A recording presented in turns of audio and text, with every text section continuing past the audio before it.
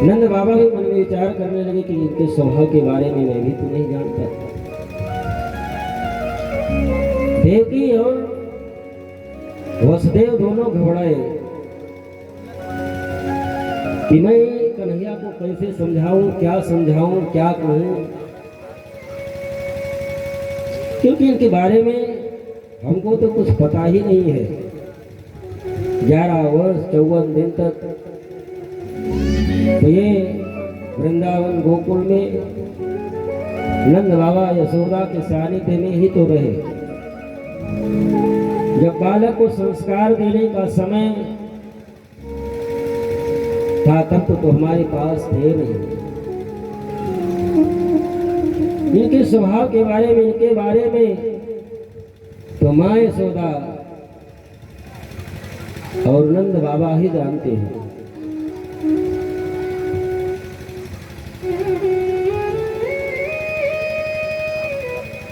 वसुदेव जी मन में विचार करने लगे कि इनका मित्र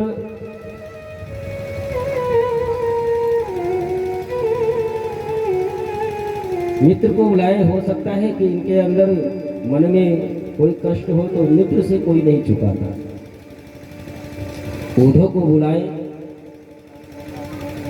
और उद्धव बृहस्पति का शिष्य है, परम ज्ञानी भी है। फिर मान लीजिए कोई बात होगी तो उद्धव इनको समझा भी सकता है, वो महान ज्ञानी आदमी है। वृषणीनां प्रवरो मंत्री, वृषणीनां प्रवरो मंत्री, कृष्णस्य दयिता सखाः, शिष्यो बृहस्पति साक्षात् उद्धव बुद्धिसत्तमः। वसुदेव जी ने कहा कि ये हमारे यहाँ का मंत्री के पद पर भी है, गुरु बृहस्पति का शिष्य है, परम ज्ञानी है और कन्हैया का मित्र भी है। तो मित्र कभी मित्र से कोई बात छुपाता नहीं, हृदय में कोई बात होगी तो बताएगा भी। और उद्धव ज्ञानी है, कन्हैया को समझाने का प्रयास भी करेगा। उद्धव को बुलाए, उद्धव तो सारी बात बताई। उद्धव जब कमरे में गए तो कन्हैया के आंखों में आंसू देख करके उद्धव कहने लगे, कन्हैया किस बात के लिए रो रहे हो? यहाँ मथुरा में आपको किस बात की कमी लग रही है?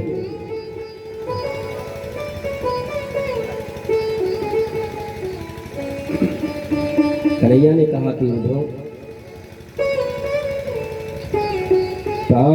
मन मनस्का मत्कारा मदति तत्तदैहिकाः मामेव दयितं प्रेषात्मन् मनसा मताः।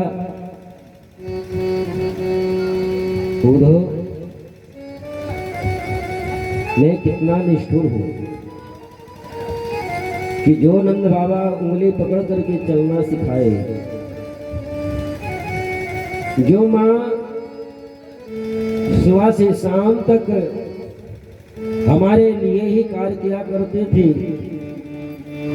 मैं सुबह गौ चराने के लिए जब चला जाता था तो मैया यशोदा महल के बाहर रास्ते पर बैठ करके सुबह से शाम तक देखती रहती थी हमारा कन्हैया कब आएगा। और मैं घर पहुंचूं उसके पहले ही हमारे खाने पीने की सारी व्यवस्था कर रखी। और उन नंद बाबा और मैं यशोदा को मैं छोड़ करके कैसे यहाँ पर बैठा हूँ। उद्धव में उन बाल वालों माँ यशोदा नंद बाबा को छोड़ करके चला आया और वो भी हमको याद करते हुए। वो याद ना करे तो मैं भी याद नहीं करूंगा। और उधर मैं जानता हूं कि हमारे आने के बाद में हमारी माँ यशोदा अन्न जल सब कुछ छोड़ दी होगी। नंद बाबा भी अन्न जल सब कुछ छोड़ दिए होंगे। यहाँ तक संपूर्ण वृंदावन के गोप गोपियां वो भी हमारे वियोग में अन्न जल का परित्याग कर दी होगी। यहाँ तक जो हमारी गैया थी वो भी घास खाना छोड़ दी होगी। उधो में कितना निष्ठुर हूँ, उधो मोहि ब्रज विसरत नाम। मैं ब्रज को कैसे विसार दूं, वो भी हमको याद करते हुए। उधो तुम ज्ञानी हो, मैं उनको भूल सकता हूँ यदि वो हमको याद करना छोड़ दे तो। उन्होंने कहा कि ये तो बस चुटकी बजाने भर की देर है। मैं गुरु बृहस्पति का शिष्य हूँ, मैं ज्ञान का वो पोटली उनके सामने खोलूंगा कि वो एक ही क्षण में तुमको अपने हृदय से निकाल देंगे। कन्हैया ने कहा, मित्र ये तो बड़ी अच्छी बात है कि आप अपने ज्ञान के द्वारा उनके हृदय से हमको आप निकाल सकते हो, तो बड़ी अच्छी बात है। उन्होंने कहा कि मैं कल सुबह जाऊंगा और शाम तक सभी को समझा बुझा करके शाम तक वापस लौट करके आ जाऊंगा। कन्हैया ने कहा, ठीक है मित्र। सुबह जब चलने के लिए तैयार हुए, कन्हैया जिस रथ से वृंदावन से मथुरा आए थे वही रथ को लेकर के उधो चले। कन्हैया ने कहा कि मित्र एक काम करो, तुम हमारे इस काले कमले को कंधे पर रख लो। क्यों?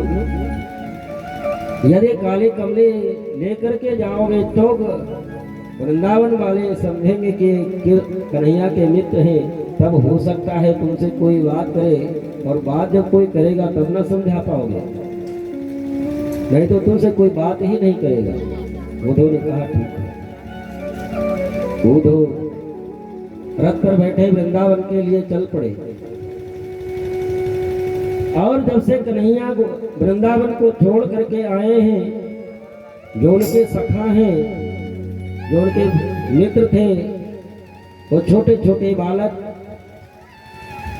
जो मथुरा से नंद बाबा के साथ वापस लौट करके चले गए थे, तो छोटे छोटे बालक जब सूर्य उदय होता है सुबह, तो वो मथुरा के रास्ते पर आकर के बैठ जाते हैं और अपने कन्हैया का सुबह से लेकर के शाम तक इंतजार करते हैं। और शाम तक जब कन्हैया नहीं आता तो वापस लौट करके जाते हैं और अपने माँ के गोदी में अपना सर रख करके रोते हुए बेचारे सो जाते हैं।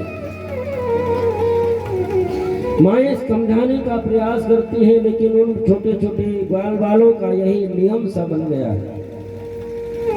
सुबह सूर्योदय होता, आकर के मथुरा के रास्ते पर बैठ जाते, शाम तक इंतजार करते, सूर्य अस्त होता, वापस लौट करके जाते, माँ के गोदी में सर छुपा करके रोते हुए बेचारे सब सो जाते हैं। आज रास्ते पर सब बैठे हुए थे, ग्वाल वालों ने देखा कि देखो और कन्हैया का रथ आ रहा, शायद मेरा कन्हैया आ गया, मेरा कन्हैया आ गया। सब ग्वाल वाल रथ की तरफ दौड़ पड़े। उन्होंने ग्वाल वालों को देखा, रथ को रोका, ग्वाल वाल सब रथ के चारों तरफ घेर करके खड़े हो गए। एक छोटा सा ग्वाल था, उसने कहा कि मैं कन्हैया इतने दिनों के बाद आए, मैं उससे मिलूंगा नहीं, मैं छुप जाता हूँ, आएगा ढूंढेगा, परेशान होगा, तब मैं बाहर निकलूंगा।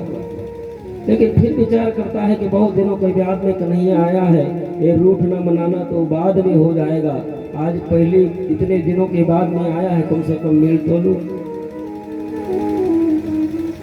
लेकिन जब रथ का उहार हटाए उधो, तो ग्वाल वालों ने कन्हैया को न देख करके जब उनके मित्र को देखा, ग्वाल वालों ने कहा कि इतने दिनों के बाद में स्वयं न आकर के अपने मित्र को भेजा है। उन्होंने कहा जय श्री कृष्ण। ग्वाल वालों ने कहा जय श्री कृष्ण। कैसे आना हुआ? नंद बाबा यशोदा कहाँ मिलेंगे?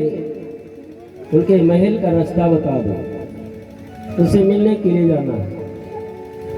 ग्वाल वालों ने कहा कि रास्ता बताने की जरूरत नहीं है, ये जो जल प्रवाहित हो रहा है ये देख रहे हो, बस इसी के सहारे इसी को देखते हुए चले जाओ, आप नंद बाबा के महल में पहुंच जाएंगे। कि भैया कौन सी नदी है, कौन सा जल कैसा प्रवाह हो रहा है।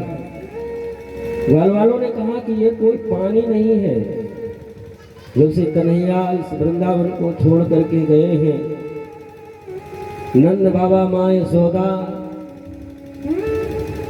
और लाखों की संख्या में गोप गोपियां और जिनकी सेवा गऊ की जिन गऊओं की सेवा कर रहे थे कन्हैया, उन सब के आंसू हैं। तो जब से वृंदावन छोड़ करके गए हैं तब से गोपियों के, माँ यशोदा, नंद बाबा के आंसू आज तक रुके नहीं। मैया यशोदा, नंद बाबा सब अन्न जल का परित्याग करके पागलों की तरह हो गए हैं, और कन्हैया स्वयं न आकर के आपको भेजे हैं। ठीक है, उद्धव का जो ज्ञान था, आधा ज्ञान तो वैसे ही समाप्त हो गया। नंद बाबा के महल में आए, नंद बाबा का शरीर सूख गया है, केवल अस्थि मात्र बचा है। जय श्री कृष्ण, जय श्री कृष्ण। मैया यशोदा महल में बैठी हुई थी, आंखों से दिखना बंद हो गया है, क्योंकि अन्न जल का परित्याग कर चुके हैं, केवल आंखों से आंसू प्रवाहित हो रहा है। वो तो गए महल में, आवाज लगाई, जय श्री कृष्णा। जब ही जय कृष्ण श्री कृष्णा की आवाज लगाई, पूरे महल से चारों तरफ से जय श्री कृष्णा, जय श्री कृष्णा, जय श्री कृष्णा की। मैया यशोदा उद्धव को डांट करके कहने लगे कि तुम इतने पागल हो गए हो, धीरे नहीं बोल सकते। अभी तो कन्हैया को मैं किसी तरह से मना करके, उसको मना करके मैं सुला पाई हूँ, पर पालने में ले जा करके मैं किसी तरह से सुलाई हूँ। तेज से बोलोगे हो जाएगा। कन्हैया कभी माखन मांगे, कभी चंदा मांगे, कभी दुल्हन मांगे, हमेशा रूठता रहता है। मैं मनाती रहती हूँ, किसी तरह से उसको मना करके मैं पालने में लेटा करके आई हूँ, और तेज से बोलोगे उसकी नींद खुल जाएगी। उद्धव ने कहा कि माँ, तुम्हारा कन्हैया तुम्हारे पास है। कन्हैया ने कहा कि हमारे पास नहीं होगा तो किसके पास होगा। ना विश्वास हो, चलो मैं दिखाती हूँ। उद्धव का हाथ पकड़े माँ यशोदा पालने के पास में पहुंची,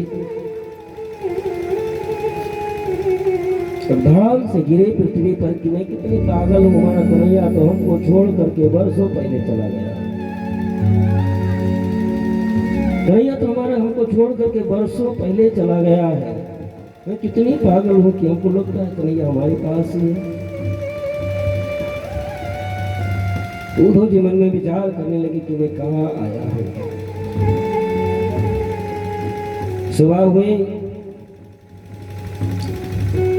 नंद बाबा से उद्धव जी ने पूछा कि ओ गोपियों क्या है, गोपियां कहाँ मिलेंगी। नंद बाबा ने कहा कि गोपियों से यदि मिलना है तो यमुना जी के किनारे आप जाएं, गोपियां आपको वहीं पर मिलेंगी। सुबह हुई, यमुना जी के किनारे उद्धव जी आए और एक वृद्ध के भी पीछे छुप करके गोपियों की वार्ता, प्रेम भरी वार्ता शुरू करके इनका जो ज्ञान रूपी अहंकार था अपने आप ही समाप्त हो गया। और गोपियों से मिलने के बाद में उनको बहुत समझाने का प्रयास करते हैं,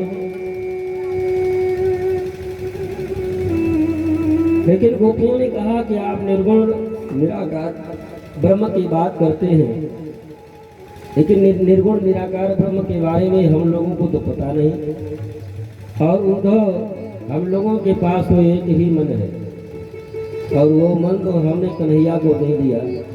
और दूसरा मन कहाँ से लाएं जो आपके निर्गुण निराकार में ब्रह्म में लगाऊं? और यदि आप से प्रार्थना है, आप कृपा करें तो एक बार कन्हैया से मिला दो। तो बड़ी दया आ रही है हम लोगों के ऊपर, तो आप एक कम से कम एक बार कन्हैया से हम मुलाकात तो करा दो। मिला दो श्याम से उधो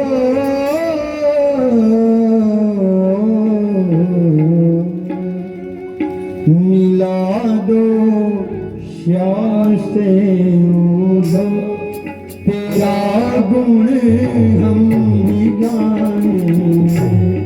मिला दो श्याम से उधो, तेरा गुण हम भी गाएंगे। मिला लो श्याम से उधो, तेरा गुण हम भी गाएंगे। मिला लो श्याम से उधो, तेरा गुण हम भी गाएंगे। मिला दो श्याम से उधो, तेरा गुण हम भी गाएंगे। मिला दो श्याम से उधो, तेरा गुण हम भी गाएंगे।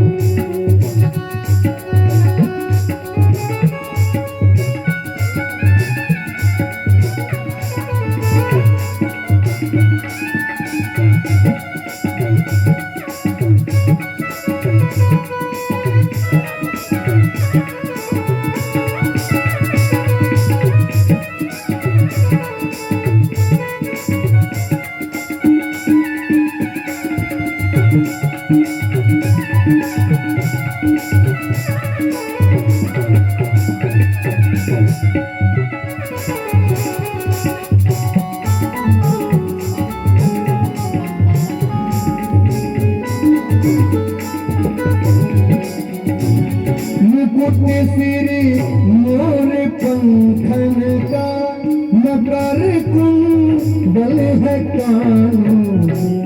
मुकुट सिरी मोर पंखन का, मकर कुंडल है कानों में।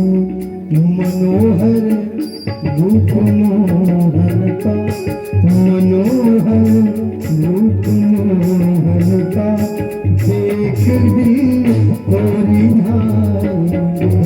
मिला दो श्याम से उधो, तेरा गुण हम भी गाएंगे। तेरा गुण हम भी गाएंगे। तेरा गुण हम भी गाएंगे। गोपियों की भक्ति भावना और प्रेम को देख करके जो उद्धव कन्हैया से कह करके वृंदावन गए थे कि सुबह जाऊंगा और शाम को वापस लौट करके आऊंगा, वो उद्धव 6 महीने से ऊपर वृंदावन में रह गए। उन गोपियों के चरणों में 6 महीने से ज्यादा पड़े रह गए। और जब आना हुआ तो उद्धव की हिम्मत न पड़ी कि उन गोपियों के चरणों में प्रणाम करने की। उद्धव अपने ज्ञान को भूल गए कि मैं ज्ञानी भी हूं, मैं बृहस्पति का शिष्य भी हूं।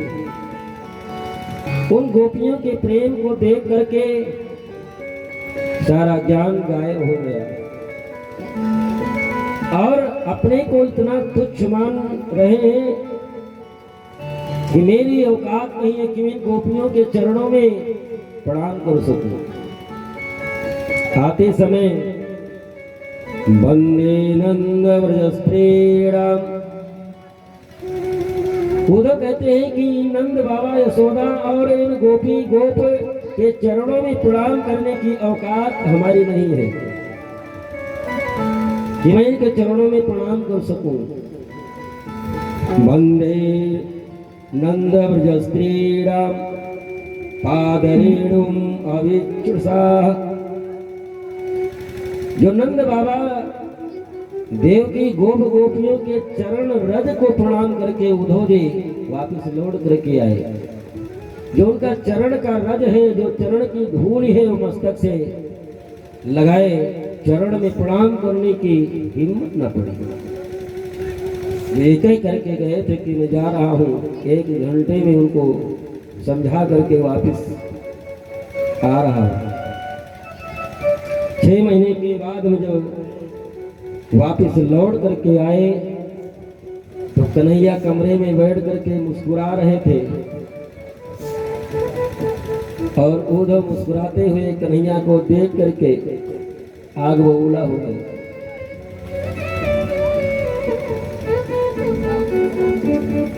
कन्हैया उद्धव जी से कहते हैं कि गए थे ज्ञानी बन करके, क्या हुआ? अपने निर्गुण निराकार ब्रह्म की बात बता करके आ गए। उद्धव डांट करके कहने लगे कन्हैया तो बहुत निष्ठुर है, इतना निष्ठुर है कि तुम्हारे समान कठोर तो हमने तीनों लोगों में देखा ही नहीं। कि जो गोपियां नंद बाबा तुम्हारे लिए 24 घंटा निरंतर आंखों से आंसू प्रवाहित कर रहे हैं, तो उनको छोड़ करके कैसे यहाँ बैठा है? कन्हैया ने कहा कि मित्र,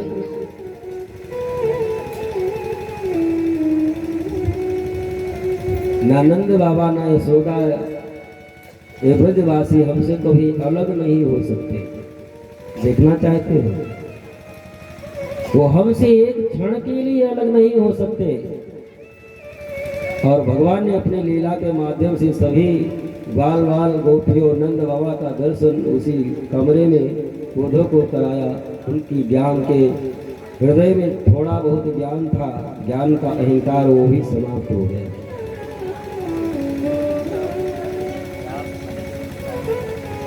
क्योंकि जो अहंकार होता है वो भगवान को बर्दाश्त नहीं होता। भगवान को काम, क्रोध, मद, लोभ, ईर्ष्या, द्वेष, ये जो दुर्गुण हैं, इनको तो भगवान कोई मतलब नहीं, जैसा करोगे भरोगे। लेकिन हृदय में थोड़ा भी अहंकार आया तो भगवान भी उसको बर्दाश्त नहीं करते।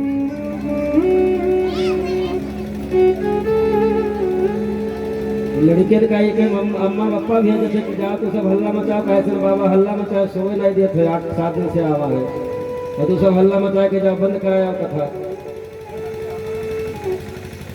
बप्पा तोरे भेज नहीं ना कि जाए हल्ला मचाए।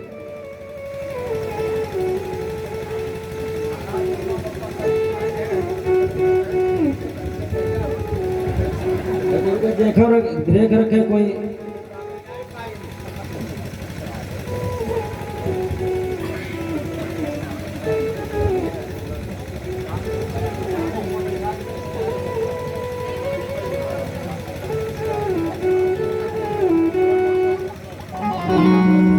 तेरी मर्जी का मैं हूँ गुलाम। राम राम राम सीताराम सीताराम, राम राम राम सीताराम सीताराम। तेरी मर्जी का मैं हूँ गुलाम। मेरे अलबेला शाम से का मैं हूँ गुलाम। मेरे अलबेला शाम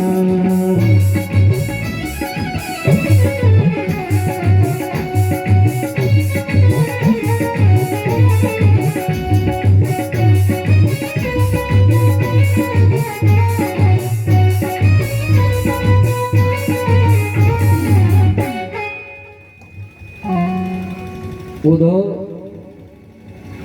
को जो ज्ञान रूपी अहंकार था भगवान समाप्त किए, क्योंकि ये हमारा मित्र है और यहाँ से लेकर के जितनी भी आगे लीलाएं करनी है सब जगह उद्धव हमारे साथ रहेगा। और इसके हृदय में थोड़ा सा भी ज्ञान का अहंकार रहे वो ठीक नहीं है। ज्ञान तो पहले से ही था और थोड़ा सा भक्ति का और प्रेम का संकट लग गया तो कभी अब हमारे उद्धव को, हमारे मित्र को अहंकार नहीं होगा। इसलिए उद्धव को भगवान गोपियों के पास भेजे थे। इधर जब कंस का उद्धार भगवान कर देते हैं तो कंस की जो दो पत्नियां थी अस्थि और प्राप्ति, ये अपने पिता जरासंध के पास में गई और जरासंध को जब ये पता चला कि कृष्ण ने हमारे दामाद की हत्या कर दी तो वो अपनी सेना लेकर के मथुरा पर आक्रमण कर दिया। मथुरा पर आक्रमण किया। कृष्ण और बलराम उसकी संपूर्ण सेना को कुछ ही क्षणों में समाप्त कर दिए, लेकिन जरासंध को छोड़ दिए। जरासंध को जीवित छोड़ दिए, फिर वापस लौट करके गया और जितने दुष्ट स्वभाव के राजा और सैनिक थे सबको फिर एकत्रित करके लेकर के आया। पुनः मथुरा पर आक्रमण करता है। भगवान कृष्ण और बलराम उसका सभी राजाओं और सैनिकों का उद्धार कर देते हैं, लेकिन जरासंध को छोड़ देते हैं। श्री सुखदेव जी महाराज राजा परीक्षित को कथा सुना रहे हैं। सुखदेव महाराज ने कहा इस प्रकार से जरासंध ने मथुरा पर 17 बार आक्रमण किया, लेकिन भगवान हर बार जरासंध को छोड़ देते हैं। तो राजा परीक्षित ने कहा कि महाराज इसको आक्रमण करने के लिए छोड़ क्यों देते? यदि पहली ही बार में इसको मार दिए होते तो बार बार मथुरा पर क्यों आक्रमण करता? पहली बार जब सेना लेकर के आया था उसी समय मार देते, भगवान इसका उद्धार कर देते। बार बार क्यों आक्रमण से करवा रहे हैं? सुखदेव जी महाराज ने कहा कि भगवान इसको इसलिए छोड़ देते हैं कि इसको जब छोड़ देते हैं ये पृथ्वी मंडल पर घूम घूम करके जितने दुष्ट स्वभाव के राजा हैं और जितने दुष्ट स्वभाव के लड़ने वाले हैं उनको सब इकट्ठा करके ले आता है। नहीं तो भगवान को पृथ्वी पर घूम घूम करके सबको मारना पड़ता तो भगवान को बड़ा समय लग जाता है। और ये जाता है सबको इकट्ठा करके ले आता है, भगवान को कहीं आना जाना भी नहीं पड़ा और मथुरा में लेकर के आता है, भगवान सबका उद्धार कर देते हैं। लेकिन 18वीं बार जब आक्रमण करने के लिए आया तो भारतवर्ष में तो कोई बचा नहीं था जो भगवान के खिलाफ लड़ने वाला हो। तो ईरान से कालयवन नामक राजा था, उसकी सेना के साथ में आया लड़ने के लिए। कालयवन की सेना के साथ में जरासंध लड़ने के लिए आया और इस बार जरासंध अपने घर में 1000 ब्राह्मणों को बैठा करके आया कि हमारे लिए तुम जाप करो और मैं जा रहा हूँ मथुरा कृष्ण से लड़ने के लिए, और यदि मैं अब की बार पराजित हो गया तो मैं तुम लोगों को जीवित नहीं छोड़ूंगा, और यदि मैं जीत गया तो वापस लौट करके आऊंगा तो इतना धन संपत्ति दे दूंगा कि तुमको फिर कहीं पर पूजा पाठ करने की जरूरत नहीं पड़ेगी। जरासंध जब लड़ने के लिए गया, ब्राह्मण बेचारे कहे क्या भगवान से यही माला वाला तो केवल हाथ में डाले, भगवान से यही प्रार्थना करते हैं कि प्रभु इस बार यदि आप जीत गए तो हम लोगों का तो सर धड़ से अलग हो जाएगा, और यदि आप हारे तो हम लोगों का प्राण बचेगा। तो जब जरा इस समय इस बार कालयवन जब लड़ने के लिए आया जरासंध के साथ में, तो कालयवन की संपूर्ण सेना को तो भगवान समाप्त कर दिए, जिसको लेकर के साथ में आया था। और भगवान कृष्ण ने बलराम जी से कहा कि दादाजी क्या है, रण छोड़ करके भाग चले? अरे कन्हैया, रण छोड़ करके भागोगे तो रण छोड़ कहलाओगे। कन्हैया ने कहा कि वैसे भी तो तमाम नाम है, कोई माखन चोर कहता है, कोई कुछ कहता है, कोई कुछ कहता है, एक नाम रण छोड़ भी पड़ जाएगा। चलो अब के भाग चलते हैं, आनंद लेते हैं। रण छोड़ करके भागने का क्या आनंद होता है। विश्वकर्मा को बुलवा करके भगवान बीच समुद्र में द्वारकापुरी का निर्माण रात्रि में करवा देते हैं और सोते हुए संपूर्ण मथुरा वासियों को रात्रि में ही द्वारिका भिजवा दिए, क्योंकि उनकी रक्षा का दायित्व भगवान के ऊपर ही तो था। सोते हुए संपूर्ण मथुरा वासियों को रात्रि में ही द्वारिका भिजवा दिए और सुबह जब लड़ने के लिए गए, कालयवन की संपूर्ण सेना को समाप्त करके कृष्ण और बलराम रण छोड़ करके भाग खड़े हुए। कालयवन और जरासंध कृष्ण और बलराम का पीछा करते हुए बहुत दूर तक पीछा करते हुए गया और जब जंगल में कृष्ण और बलराम जाकर के जब छुप गए, एक गुफा में जाकर के भगवान कृष्ण और बलराम छुपे और उस गुफा के द्वार पर एक सूर्यवंशी राजा मुचकुंद, जो देवासुर संग्राम में देवताओं की सहायता करने के लिए गए थे, कई वर्षों तक देवता की सहायता करते रहे और जब देवासुर संग्राम संपन्न हुआ तो देवताओं ने कहा कि महाराज जो मांगना चाहते हो मांग लो। मुचकुंद ने कहा कुछ मांगना नहीं, बहुत दिनों तक तुम लड़ाई करवाए हो, अब हमको नींद आ रही है, तो ऐसी व्यवस्था कर दो कि हम बढ़िया से जब तक चाहे तब तक सोए। तो देवताओं ने कहा कि महाराज आप आराम से सोइए और हम आशीर्वाद देते हैं कि जो भी तुमको जगाने के लिए आएगा वो जल करके राख हो जाएगा। भगवान उसी गुफा में जाकर के अंदर छुप गए और अपने पीताम्बर को मुचकुंद महाराज के ऊपर डाल करके अंदर गुफा में चले गए। और इधर कालयवन जब आया तो वो भगवान कृष्ण को ही समझा। भगवान कृष्ण समझ करके उनके पीताम्बर को उड़ा करके गए थे और जोर से खींचा। मुचकुंद महाराज की नींद खुली, जरासंध और कालयवन जल करके राख हो गया। बहुत देर तक जब कालयवन भी लौट करके ना आया, जरासंध समझा कृष्ण और बलराम इसी जंगल में छुपे हैं, आग लगवा दे। और जरासंध ये समझा कि कृष्ण और बलराम इसी जंगल में जल करके राख हो गए और उसी जंगल के रास्ते से कृष्ण और बलराम द्वारिका पहुंच गए। अब तो भगवान हो गए आज से द्वारिकाधीश।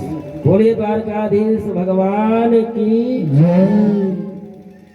अब द्वारिकाधीश भगवान हो गए और श्री सुखदेव जी महाराज वर्णन करते हैं कि एक विदर्भ देश के राजा थे, कुंदनपुर के राजा, जिनका नाम था भीष्मक। भीष्मक के बेटे का नाम था राजा सीद भीष्मको नाम विदर्भात् पतिर्महान् तस्य पंचा भवन पुत्राः कन्यका च वराननः। महाराज भीष्मक के 5 पुत्र थे, एक कन्या थी जिसका नाम था रुक्मिणी। बेटी सबसे छोटी थी, बड़ा स्नेह बड़ा प्रेम करता था। बेटों में सबसे बड़ा बेटा था जिसका नाम था रुक्मिणी, वो भी अपनी छोटी बहन से बड़ा स्नेह प्रेम किया करता था। एक दिन रुक्मिणी गया हुआ था अपने मित्र शिशुपाल के यहाँ मिलने के लिए और शिशुपाल के साम्राज्य और उसके वैभव को देख करके रुक्मिणी ने मन में विचार किया कि ऐसा राजकुमार तो मिलेगा नहीं, हर प्रकार से सुखी संपन्न अपने बहन का विवाह शिशुपाल के साथ में क्यों न करा दूं। ऐसा विचार करके रुक्मिणी अपने बहन रुक्मिणी का विवाह शिशुपाल के साथ में तय करके चला आया और आप महाराज फला तारीख को बारात लेकर के आइए और फला तारीख को विवाह होगा। और इधर रुक्मिणी जब लौट करके आया, अपने पिता से बात बताई कि मैं बहन का विवाह तय करके आया हूँ। कहाँ?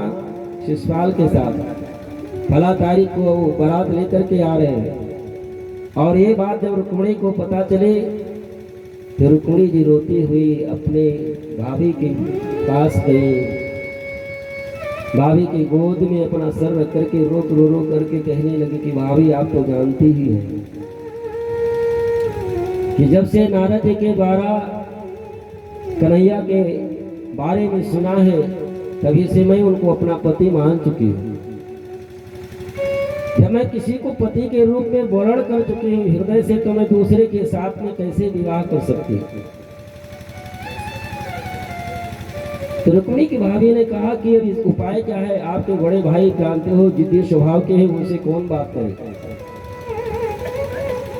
लेकिन एक उपाय है। क्या?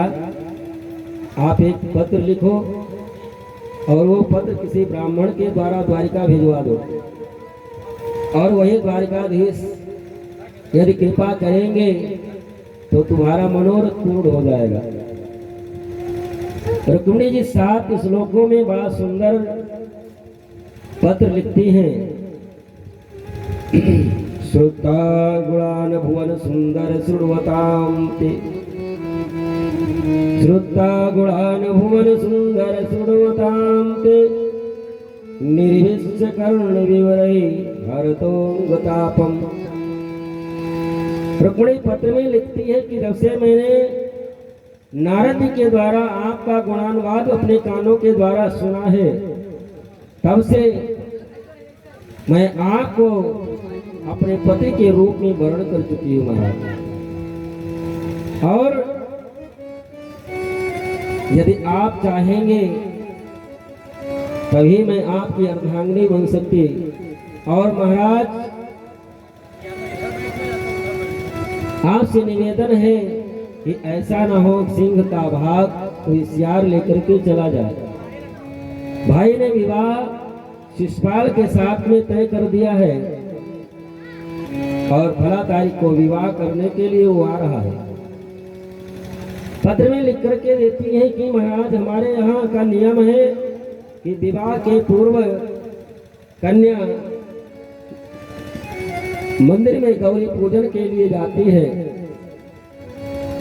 और आप वही मंदिर पर आकर के आप हमको स्वीकार करें। पत्र लिख करके ब्राह्मण को दी। ब्राह्मण देवता पत्र को लेकर के द्वारिका पहुंचे। द्वारकाधीश भगवान कृष्ण ने पत्र को पढ़ा और ब्राह्मण को जलपान कराए, उनके चरण को धुले, पूजन किए। जलपान कराने के बाद में रथ पर बैठा करके कन्हैया और जो ही कुंदनपुर के तरल के लिए प्रस्थान करते हैं, बलराम जी आ गए। बलराम जी ने कहा कन्हैया ये ब्राह्मण देवता अभी आए और इनके साथ तुरंत ही तू जा रहा है, कोई बात है क्या? अब कैसे कहें कि भैया हम विवाह करने जा रहे हैं, बड़े भाई शर्म लगते, बस अभी जा रहे हैं थोड़ा काम से और अभी आ जाएंगे। बलराम जी समझ गए कोई ना कोई बात जरूर है, नहीं तो ब्राह्मण देवता आए तुरंत उनको लेकर के जा रहा है, कोई ना कोई जरूर बात है। तो इधर कन्हैया कुंदनपुर पहुंचते हैं।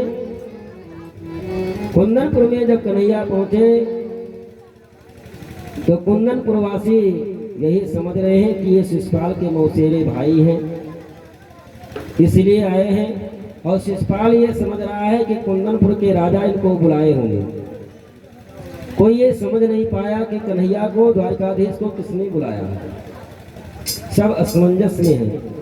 लेकिन जब शिशुपाल ने ये सुना कि द्वारकाधीश आया है और रुक्मिणी का भाई रुक्मिणी ने ये सुना कि द्वारकाधीश आए हैं, तो सुबह बहन को जहाँ पूजन करने के लिए जाना था, महल से उस मंदिर तक दोनों तरफ कड़ी सेना की व्यवस्था कर दी। और इधर सुबह जब हुई तो सबसे पहले गौरी पूजन के पूर्व सखियां बढ़िया सुंदर श्रृंगार कर रही हैं रुक्मिणी जी का। आइए हम लोग आनंद लेते हैं, कितना बढ़िया सुंदर श्रृंगार कर रही हैं रुक्मिणी जी का दुल्हन के रूप में। और मेरी सखियां मुझे मेहंदी लगा दो,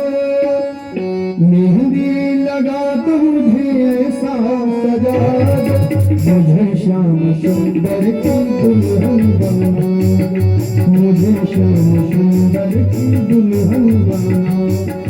आओ मेरी सखियां मुझे मेहंदी लगा दो, मेहंदी लगा दो मुझे ऐसा सजा दो, मुझे श्याम सुंदर की दुल्हन बना, मुझे श्याम सुंदर की दुल्हन बना दो।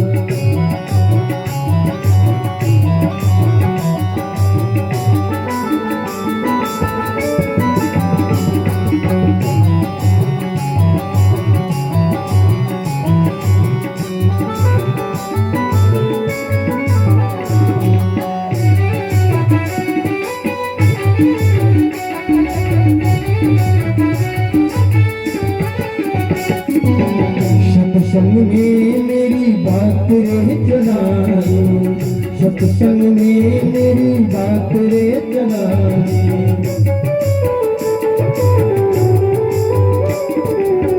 सत्संग में मेरी बात रे चलाए, सतगुरु ने मेरी चीनी रे सगाई, सतगुरु ने मेरी चीनी रे सगाई। उनको बुला के हाथ लेवा तो करा दो, उनको बुला के हाथ लेवा तो करा दो, मुझे श्याम सुंदर की दुल्हन बना दो, मुझे श्याम सुंदर की दुल्हन बना दो।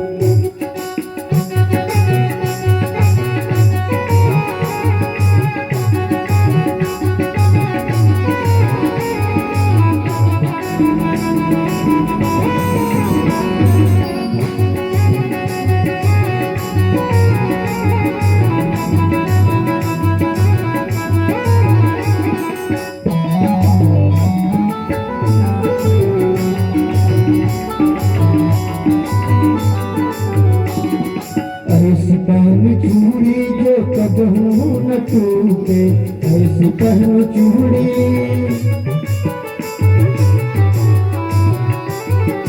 ऐसी पहन चूड़ी जो कबहू न टूटे, ऐसा वरु दूल्हा जो कबहू न रूठे, ऐसा वरु दूल्हा जो कबहू न रूठे। अटल सुहाग वाली गुड़िया लगा दो, अटल सुहाग वाली बिंदिया लगा दो, मुझे श्याम सुंदर की दुल्हन बना दो, मुझे श्याम सुंदर की दुल्हन बना दो।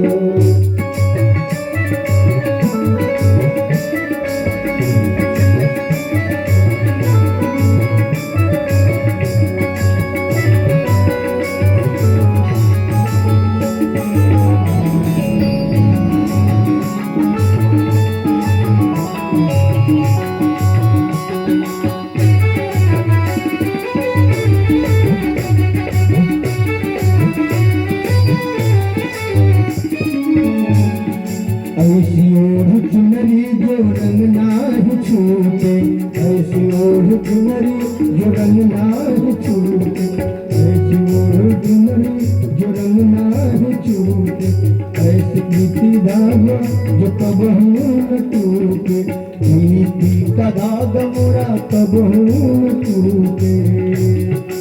आज मेरी मोतियों से मांग भरवा दो, आज मेरी मोतियों से मांग भरवा दो, मुझे श्याम सुंदर की दुल्हन बना दो, मुझे श्याम सुंदर की दुल्हन बना दो, मुझे श्याम सुंदर की दुल्हन बना दो, मुझे श्याम सुंदर की दुल्हन बना दो। आओ मेरी सखियां मुझे मेहंदी लगा दो, मेहंदी लगा दो मुझे ऐसा सजा दो, मुझे श्याम सुंदर की दुल्हन बना दो, मुझे श्याम सुंदर की दुल्हन बना दो, मुझे श्याम सुंदर की दुल्हन बना दो, मुझे श्याम सुंदर की दुल्हन। बढ़िया रुक्मिणी जी की सखियां बढ़िया सुंदर श्रृंगार करती है रुक्मिणी जी का, और महल से लेकर के गौरी जी के मंदिर तक रुक्मिणी ये अपनी सेना लगा रखी है दोनों तरफ। और शिषपाल भी लगा रखा कि टेढ़ी टांग वाला आया है तो कुछ टेढ़ा काम जरूर करेगा। दोनों सतर्क हैं, दोनों तरफ से सेना लगी हुई है, दोनों तरफ रास्ते पर सखियों के साथ में रुक्मिणी जी गौरी पूजन करने के लिए जा रही हैं। सखियां बढ़िया सुंदर मंगल गीत गाते हुए रुक्मिणी जी को मंदिर में लेकर के जा रही हैं। आगे आगे रुक्मिणी जी, पीछे पीछे सखियां मंगल गीत गाते हुए मंदिर में लेकर के गई। गौरी जी का पूजन करती हैं, गौरी जी से प्रार्थना करती हैं कि जो हमारे हृदय में जो मनोरथ है माता, उस मनोरथ को पूर्ण करना, नहीं तो कन्हैया के बिना मैं जीवित नहीं रह पाऊंगी। क्योंकि वर के रूप में बचपन में ही कन्हैया को मैं अपना पति मान चुकी हूँ, तो शिषपाल के साथ में विवाह कैसे कर सकती? पति के रूप में तो मैं वरण पहले से ही कन्हैया का कर चुकी हूँ। और इधर गौरी जी का पूजन करती हैं, गौरी जी को मनाती हैं रुक्मिणी जी, और कन्हैया जिनके लिए दोनों तरफ से सेना लगाई गई थी, तो कन्हैया सैनिकों के बीच से होकर के और मंदिर की तरफ चल पड़े। एक सैनिक ने देखा कि ये जो जा रहा है इसके बाल कितने काले काले हैं। दूसरे ने कहा बाल तो इतने काले हैं कि मालूम पड़ता है कि भौरे एक दूसरे को पकड़ करके लटके हुए हैं। इतने काले घुंघराले बाल तो हमने आज तक कभी न देखा, न सुना, न कभी पढ़ा। इतने सुंदर बाल आज तो मैं पहली बार देख रहा हूँ। तीसरे ने कहा कि तुम तो बाल को ही देख रहे हो, लेकिन देखो तो ये गले में जो मणि की माला पहने हुई है, कौन सी मणि है? चौथे ने कहा कौस्तुभ मणि है, ये तो बहुमूल्य है, ये तो देवताओं के भी लिए दुर्लभ है। ऐसी मणि तो हमने केवल शास्त्रों में पढ़ा है, लेकिन आज मैं अपने आंखों से देख रहा हूँ। एक ने कहा कि बाल तो सुंदर है, माला जो गले में कौस्तुभ मणि की माला पहनी है बड़ा सुंदर है, लेकिन ये जो पीताम्बर पहन करके रखा है ये मालूम पड़ता है करोड़ों सूर्य चंद्रमा जैसे प्रकाश के ऊपर प्रकाशित दे रहे हो। ऐसा सुंदर पीत वर्ण का वस्त्र तो हमने आज तक देखा ही नहीं। इतना दिव्य वस्त्र सब भगवान के स्वरूप के एक एक वस्त्र, एक एक उनके श्रृंगार का वर्णन करते रह गए। एक ने कहा कि तुम तो देख ही रहे हो, इसकी आंखें कितनी सुंदर हैं। मालूम पड़ता है कि कमल की पंखुड़ी ऐसे जुड़ी है। इतना सुंदर आंख तो हमने देखा ही नहीं कि जिसकी तरफ एक बार नजर उठा करके देख ले इसी का हो जाए। इतनी सुंदर आंख तो आज तक हमने देखी ही नहीं। एक ने कहा इसी आंख तो ठीक है, लेकिन देखो तो मस्तक पे जो बढ़िया चंदन लगा हुआ है कितना सुंदर लग रहा है। एक ने कहा कि आपने चंदन ही देखा? अरे ये देखो इसकी चाल कितनी सुंदर है, ये चल रहा है कितना सुंदर चल रहा है। आज तक तो हमने कभी ऐसी चाल चलते हुए तो किसी को नहीं देखा। सब भगवान के रूप, सौंदर्य और उनके श्रृंगार और भगवान की प्रशंसा ही करते रह गए और द्वारकाधीश पहुंच गए सीधे मंदिर में।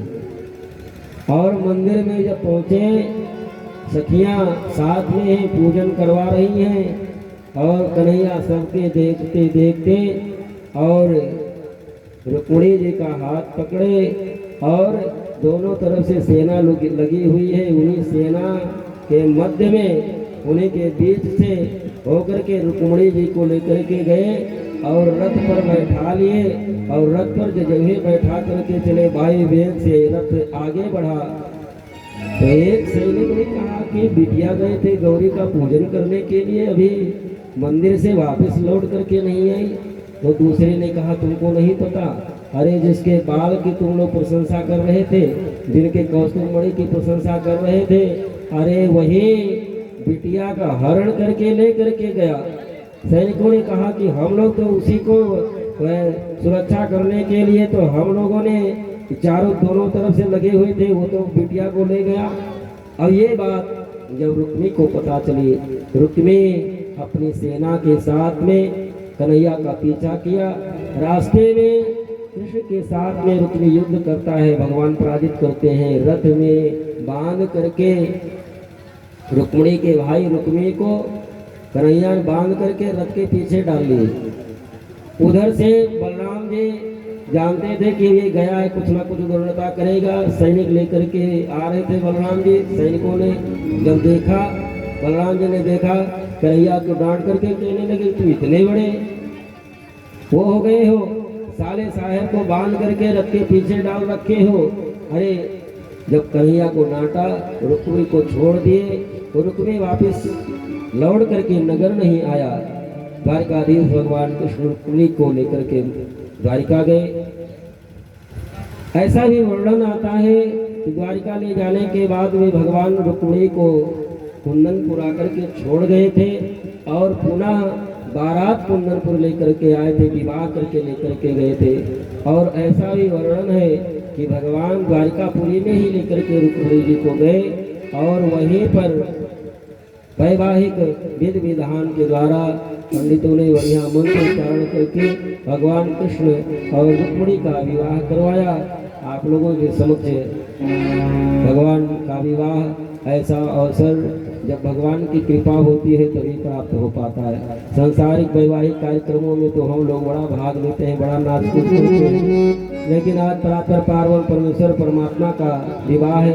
ऐसा सौभाग्य तो जब भगवान की कृपा होती है और जब बड़ी कृपा भगवान करते हैं तब ऐसा सौभाग्य मानव को कमल नयन हो कहना हो जय माला, कहना हो जय माला। श्री श्याम कोमल रूप मिलन हो कहना हो जय माला, कहना हो जय माला। यह पूरी मुहूर्त स्वर्णी में अवसर फिर नहीं हारे वाला, कहना हो जय माला।